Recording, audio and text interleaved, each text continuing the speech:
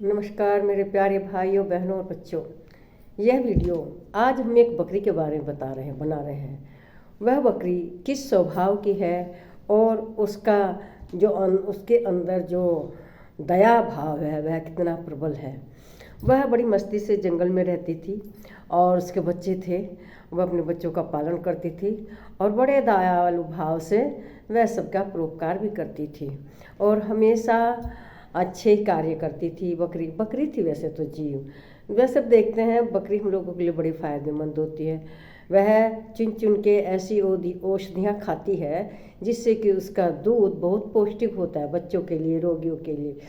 तो इस तरह से वो बकरी सबकी मदद किया करती थी और सबके लिए सहयोगी थी। खुद भी अच्छा घास पास वनस्पति पत्तियाँ फूल वगैरह खाया करती थी। तो एक बार वह बकरी जंगल से गुजर रही थी। एक गड्ढा था, उस गड्ढे में एक भेड़िया गिरा हुआ था।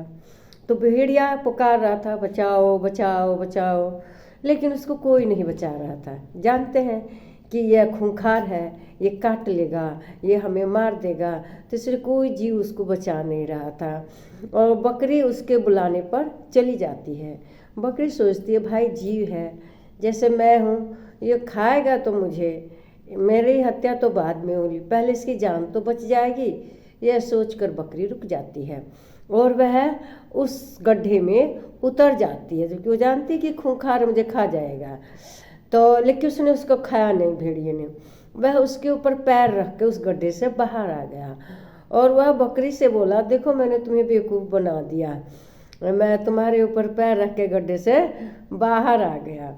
बकरी ने कहा कि देखो मुझे बेवकूफ़ नहीं बनाया, मैं जानती थी तुम खूंखार हो, तुम तो मुझे खा भी सकते थे लेकिन तुमने नहीं खाया, तुम्हारे अंदर भी कुछ दया भाव है। लेकिन जानते हो मैंने तुम्हें इसलिए निकाला कि ये है खूंखार, इसको कोई भी जीव नहीं निकालेगा और आदमी तो निकालेंगे ही नहीं, क्योंकि आदमियों को तो तुम्हारे से बहुत बड़ी दुश्मनी है मनुष्य जाति से। इसलिए मैंने कहा कि भाई मुझे खाएगा तो बाद में, मेरा नुकसान बाद में होगा, पहले इसकी जान बचानी ज़रूरी है। और ये सोचकर मैं इस गड्ढे में आई और तुम मेरी सहायता से निकल गए। मैं इस गड्ढे में हूँ तो मुझे दुख नहीं है, क्योंकि मनुष्य के लिए मैं बहुत लाभकारी हुई हूँ। कोई भी मनुष्य इधर से जाएगा वह मुझे ज़रूर निकाल लेगा, बल्कि वो मुझे पाल भी लेगा, अच्छा अच्छा घास पात खिलाएगा और मेरी सेवा से तो मैं सौभाग्य से मिल जाऊंगी। तो वो भेड़िया बड़ा शर्मिंदा हुआ। ठीक है, वह निकल गया तो उसका शुक्रिया अदा करना चाहिए था, उसको धन्यवाद देना चाहिए था। तो उसको धन्यवाद ना देकर उसको कह रहा था कि मैंने तुम्हारा बेवकूफ़ बना दिया, देखो मैं तुम्हारी मदद से बाहर आ गया। बाकी वास्तविकता में बकरी ने जानबूझ के उसकी मदद की कि ये इतना खतरनाक जीव है कि इसको कोई नहीं बचाएगा,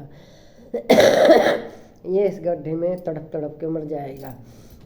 इसलिए बकरी ने परोपकार का कार्य करने के लिए उस भेड़िए को बाहर निकलने में मदद की। जानती है कि वह तो मनुष्य के लिए बहुत फ़ायदेमंद है। बस मनुष्य के बच्चे उसका दूध पीकर स्वस्थ रहते हैं, रोगी दूध पीकर निरोग हो जाते हैं। बड़े आप तो जानते हो प्लेटलेट्स गिर जाती हैं उसमें, ब्लड में जब डेंगू हो जाता है तो बकरी का दूध पिलाते हैं, बकरी के दूध से तुरंत रिकवरी होनी शुरू हो जाती है। तो बकरी तो मानव के लिए बहुत लाभदायक है। तो इसे तो कोई ना कोई मनुष्य जरूर ही बचाएगा। उसने ये नहीं सोचा कि इसे मनुष्य बचाएगा, उसने ये सोचा कि इसका मैं बेवकूफ़ बना के गड्ढे से बाहर निकल आऊँगा। तो बेवकूफ़ तो बाद में बनाता, पहले जान बचानी मुश्किल है। उसने ये नहीं सोचा कि बकरी अपनी जान बचाने के लिए क्या पता आएगी कि नहीं आएगी।